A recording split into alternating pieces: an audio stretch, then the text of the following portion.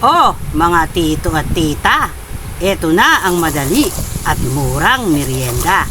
Merienda na masarap at crunchy pa. Pwede mo ring imerienda at pwede ring sa kanto ay iyong itinda. Ang balat ng lumpia, sundan nyo lang ang gagawin ko. Bibilugin at gugupitin at saka pipirituhin. Alagyan mo lang ng kaunting tubig sa dulo bilang kanyang pandikit dahil hindi didikit yan kung walang tubig. Kalahating kilo ng balat ng lumpia ay marami ka nang magagawa.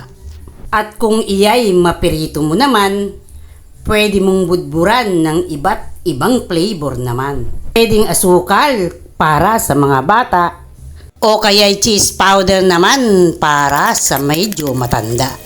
Pero sa matandang ayaw ng tamis at ayaw ng alat, yung plain lang ay masarap. Huwag niyong susunugin ang pagkakaluto.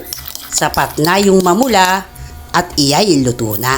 At ito nga ay asukal ang ibinudbud ko dahil gusto ng mga bata ito. Basta't isang paalala, kung ikay magluluto, medyo damihan mo na upang nga hindi kayo mabitin sa sobrang sarap niya.